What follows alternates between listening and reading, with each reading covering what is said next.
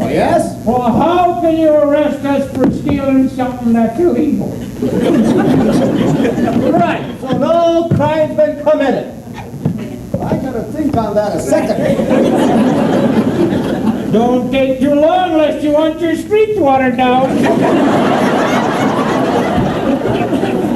Well, I gotta arrest you for something. The evidence is about to disappear. I gotta go. Wait a minute. Did you guys steal the wheels off this car too? How could we steal the wheels off the car? We can't barely stand up.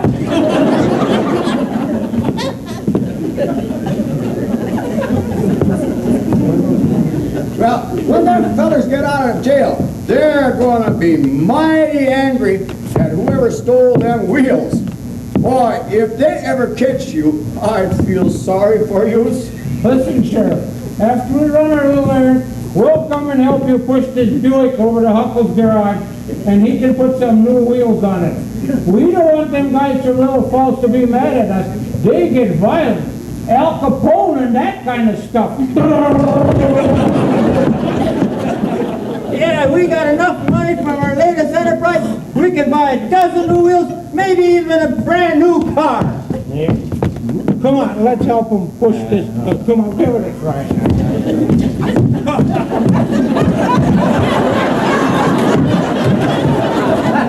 Go back. Come along, Lucille, and my merry Oldsmobile. Buick, Pitlico, Buick!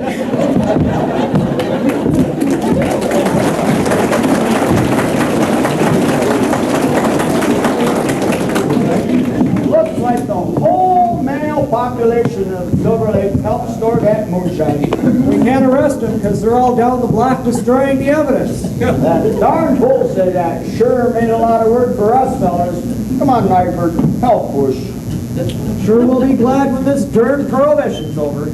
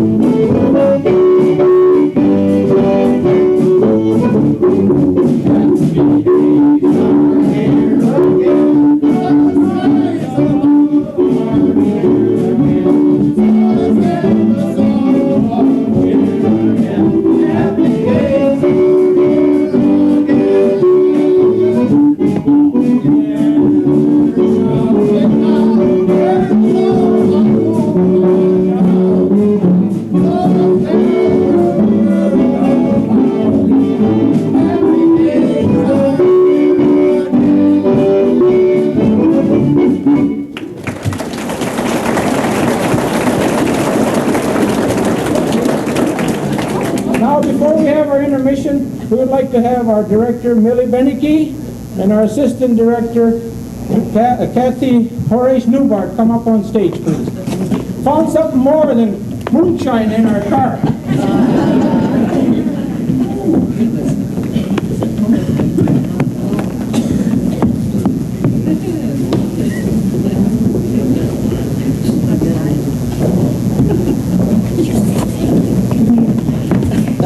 Thank you, you guys. You guys.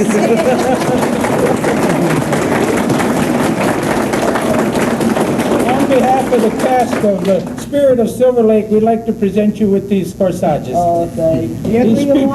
These people were really great working with us idiots. And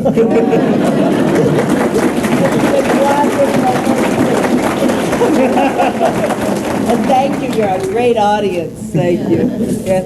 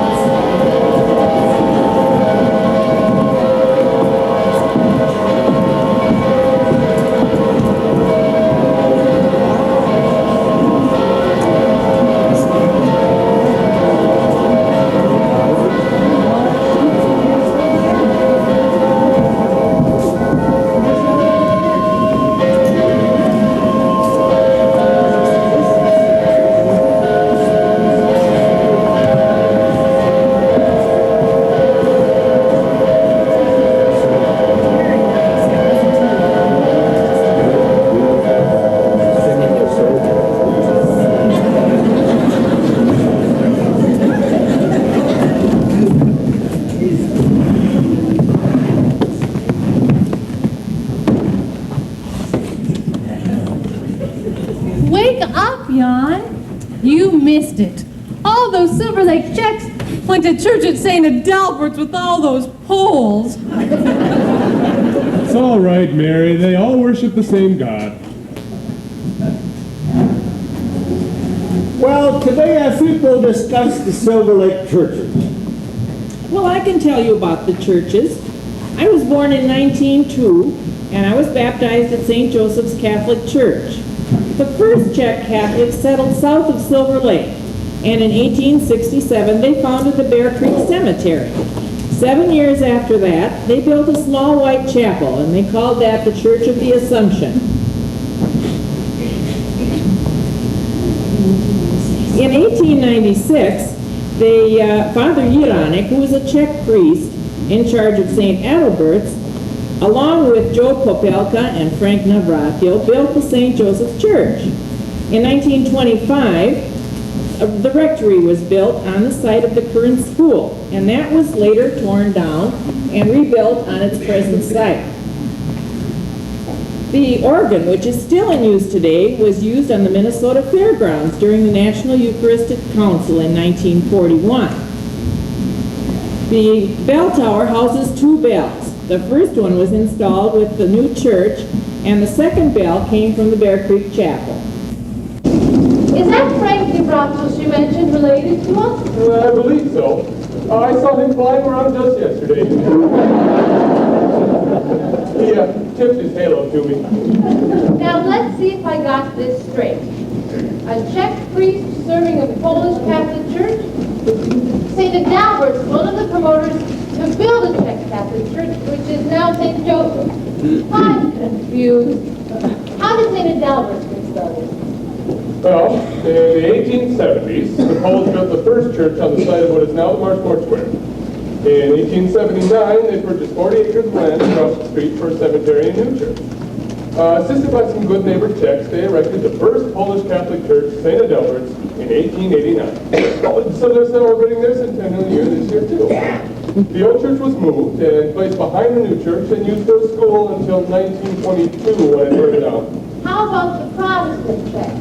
When did they build? Well, in 1873, they purchased an acre of land for $10 for the cemetery, and in 1876, they purchased 13 acres of land to build their church on. That was built and dedicated in 1881. Well, the congregation grew, and so did the need for a larger church.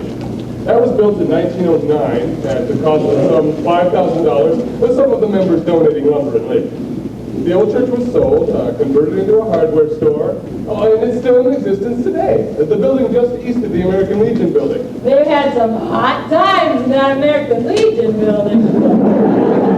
Yeah. Well, listen, Agnes is telling about the first congregational church.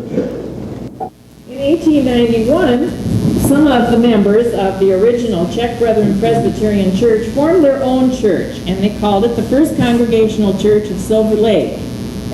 As that church grew, they built a new church in 1910. And Frank Forresta had already donated some land in 1892 for a cemetery and parsonage. The old church, after they built the new one, was sold for $270 to Joseph Scarrett. That church held real tight to its Czech heritage, and it wasn't until 1928 that the first Czech services were held in English. Looking down, I see St. Adalbert's, St. Joseph's, the Congregational and the Presbyterian. Oh, yes, Mary, but remember, they all worship the same God, our God. There sure were a lot of priests and ministers over the years. Well, let's see, there was Marek, Chermak, Pokorny, Mrazek, Rubitsky. Oh, incidentally, I flew into Rubitsky just the other day, and he's... There you go again, reminding me that I don't have my wings. Oh, no, I just said that I flew into... Oh, well, I meant to I heard say... you the first time. Flew.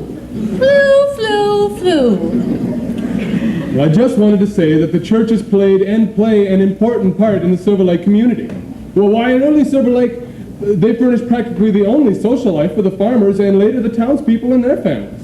Church gave them an opportunity to visit with one another after services and church meetings. Yes, I know, but how about the school? Oh, shh, that young K. Dustfeller is making a report. Oh, hi, Dale. Hi, Dale. Well, I was assigned to research the Silver Lake schools. Now, correct me if my research is not accurate. Some of you folks know more about the schools than I do. A 4-room public schoolhouse was built in 1893 in the Silver Lake village limits on the shore of Silver Lake. In 1911, Matilda Bailiff, the school principal, worked on plans for a high school department. The first high school class graduated 5 students in 1914. Their names were Henry Havlick, Henrietta Pokorny, Ben Verbitsky, Henry Burrich, and Harry Verbitsky. The first freshman class of 1911 included Reuben Wanyos, Rose Newash, and Bill Schultz. Additions were built onto the school in 1921, 1957, 1968, and again in 1985. Well, back in the old days, they heated the place with coal. Frank Kaminsky was hired to haul the coal to the school and haul the ashes away. They paid the principal $1,150 a year and the teacher $70 a month. Willett McHadam was principal, and Fanny Hudak was a well-liked and admired teacher, very active in church and community affairs. Sorry, Dale, go on with your report. Well, I think you know more about the schools than I do, Jim. No, go on with your report. Well, St. Adalbert's first grade school was built in 1919. The School Sisters of Notre Dame taught the children. In 1922, that school burned down, and a bigger school was completed by 1923, which is the present building. It was completed at a cost of $25,000, and there were 63 pupils. Plans for St. Joseph's Catholic School took form in 1925, but Father Tiki died before any concrete plans were made. So too in 1927 when Father Boschka passed away.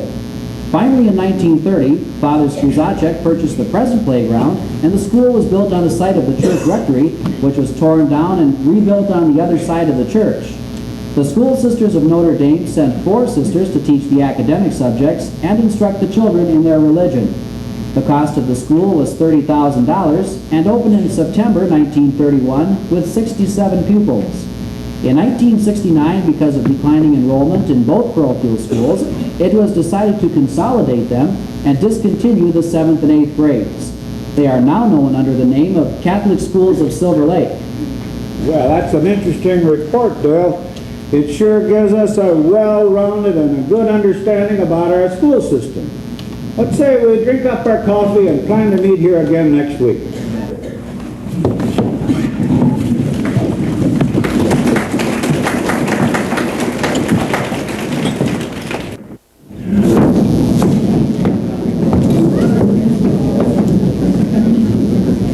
I just know poor Caranoma will never sing again.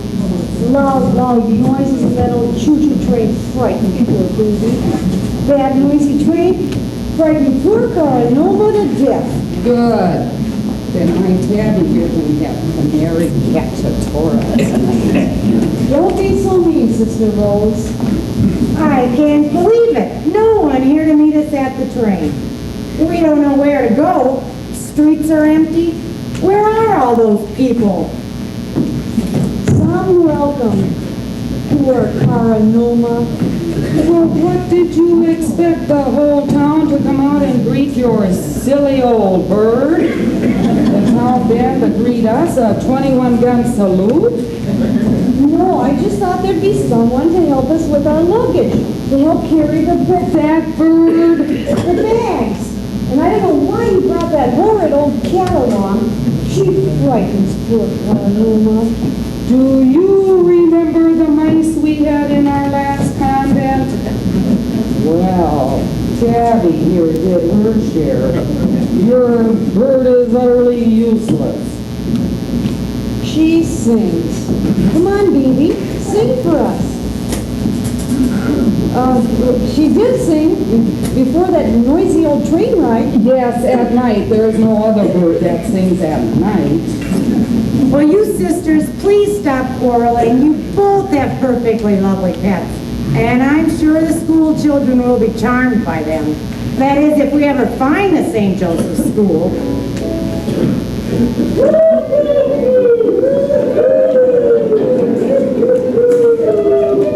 Music. Well, that means there are people in this town after all. Sounds like a party. But where are the people who are supposed to meet us? Sir, We are the people from the St. Joseph Church. We are the nuns who are going to teach at the new St. Joseph School. This is Sister Perpetua, the music teacher, Sister Rose, and I'm Sister Clarissa. Pleased to meet you. No one met us at the train. We don't know where our convent is, and my poor Tabby is so hungry. I'm hungry too, and so is dear Caranoma. Another sister? Where is she? No, she's a bird. A nun? Who's a bird? No, Caranoma is a bird. We're sisters. Sisters to a bird. We don't know where our lodging is. That makes two of us. I don't know where my lodging is either. And we're hungry. I can fix that. Follow me. Where are we going? To eat. But where? The wedding, of course. I was just there. You can get a bite to eat. Come on, let's go to the wedding. We weren't invited. We don't even know the bride and groom. Neither do I. Half the people at the wedding don't know the bride and groom. People go to weddings uninvited. I hope it's not one of those Polish-Czech combination weddings again. It's one of those Polish-Czech combinations. People from Glencoe and Hutchinson, Lesterbury, the whole county. Free drinks, free food. Come on, let's go. Perhaps you better show us to our lodgings first so we can freshen up a bit. Fresh to me. There's no one at your convent. Everyone's here. A wedding is a great lover of people. Poor Polacks and rich Polacks, poor Czechs, rich Czechs. They're all here. Even some Germans from Glencoe. Come on. But our luggage. Caranoma.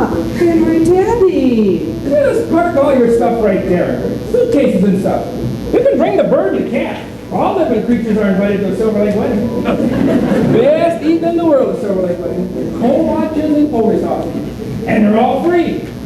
Free? Did you say free? Yes, free. Come on, let's get some of those cold watches and Polish sausages and put her all eaten up. I love music. I'm a music teacher, you know. I know. Come on, let's eat. Come on, I haven't had kolaches and Bohemian sausage in ages. No, I'm not going to any mixed weddings. Poles and Czechs getting married indeed. Oh, kolaches and Polish Bohemian sausage.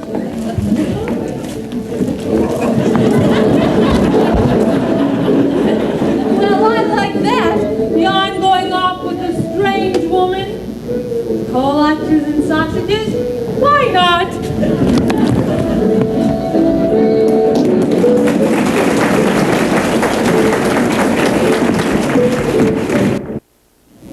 Look, that's Fanny Hudek's classroom. What year is it? 1930, I believe. I never learned to read and write until I got up here. The government tried to keep us ignorant in the old country. I'd like to go to school with the children. I like children. Oh, Mary, you'll get your wings yet. You mean if I like children, I don't have to make halos? Good morning, children. Good morning, Miss Hudek. Let's get to our history assignment right away. First of all, we're interested in why our ancestors came to America. Anna. Our grandparents and parents, the Czechs and Bohemians and Poles, were mostly poor in the old country. They wanted a better life for their children and grandchildren. Also, there were so many European wars, which both the Czechs and Poles were forced to fight the other countries' wars.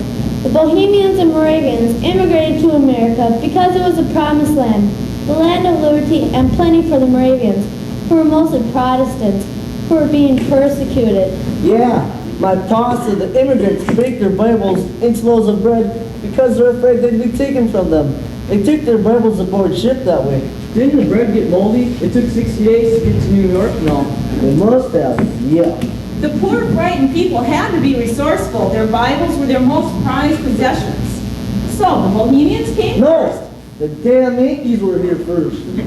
At recess, remind me to wash your mouth out with soap, Bernie. Isn't damn Yankee one word, Miss Hudek? You know it's not, Bernie. But yes, you're right. Some English and Irish families had filed claims for government land near Silver Lake in the 1850s. And in 58 and 59, when the Bohemians came, they bought land from the Yankees. They called the nearby lake Silver Lake. Yes, Josephine? The town was called Fremont at first. That's right. Probably called Fremont in honor of John Charles Fremont, the Yankee explorer and soldier who explored the West, including Minnesota, West Nicollet and Bernie, that's very good, but I did not call on you. I just tried to pass on that information because girls generally don't know about explorers and Indian guides and stuff. We do too. Show off. Children, let's get back to Silver Lake history. Josephine. The first Czech families came here from Wisconsin. The soil in Wisconsin was rocky and hard to farm, and so they came to the fertile land of Minnesota to homestead. And they fertilized land a lot more with cow and horse manure. Don't forget the chickens. Boys, that will do. I'll call on you when I want your comments. I'm just trying to add a little color to Josephine's dollar station. Color? You call that color? P.U. Miss Udick, Bertie, and John always butt in. Butt out. Boys, that will do. Would you like to find yourselves in the corner wearing dunce caps? No. All right. Now, we covered most of the very early Silver Lake history in our last session. Can we review some more of it? Josephine.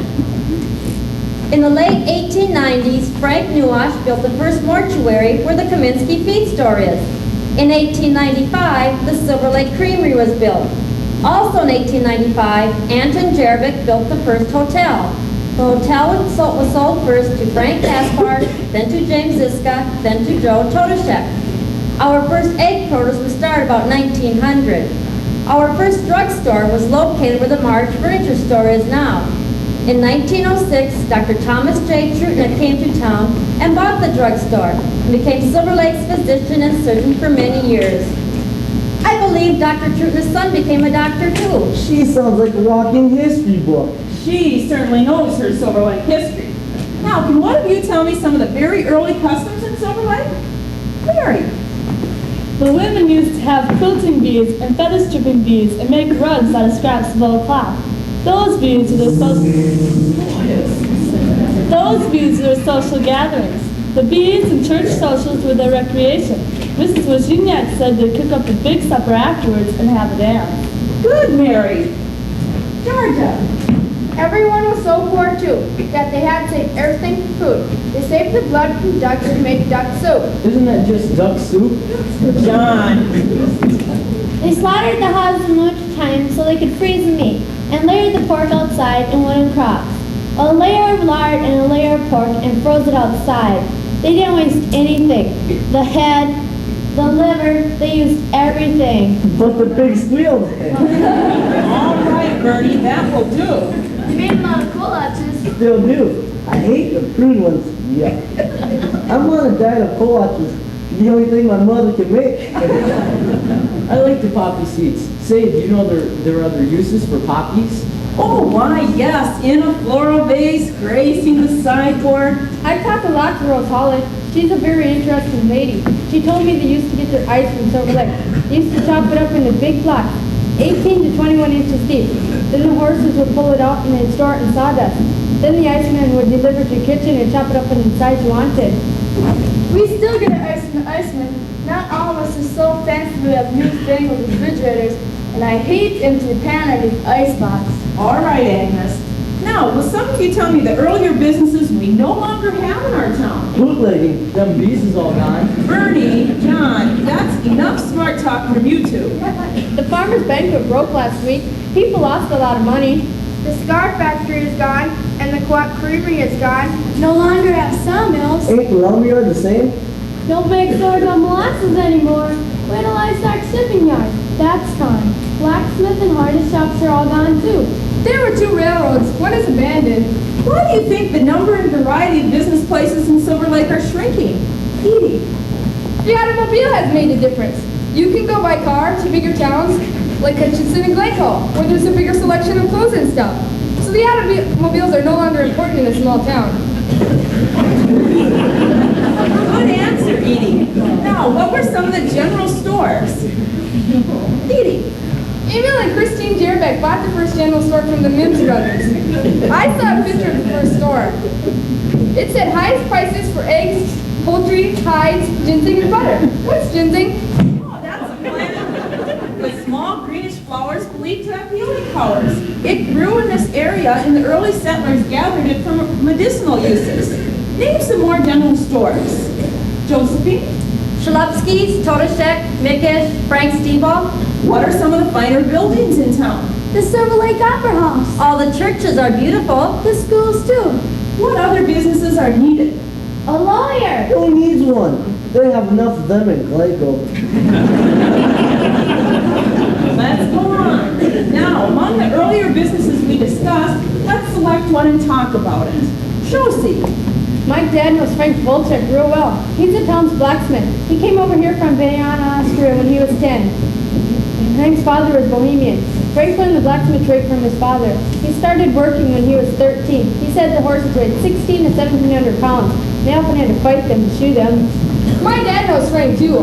Now that there aren't many horses used on farms, he repairs plows and wheels and does some welding. He says that because so many people are broke during this depression, he charges a chicken or a piece of beefsteak or some sausage for his work. Yes, I'm afraid there are a lot of people having a tough time during this depression. Yeah, it's so tough out on the farm, and the grasshoppers are so bad. My older brother had to take all our cattle up north for pasture.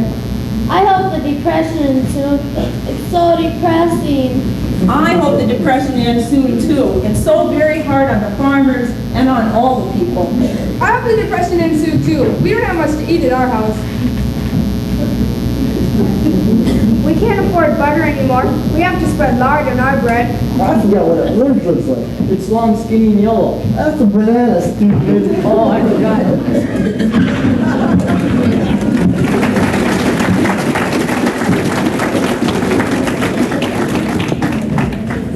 I hope that depression ends soon. I do too. It's almost as hard as it was in the old country. No, the difference is, Mary, now they are free.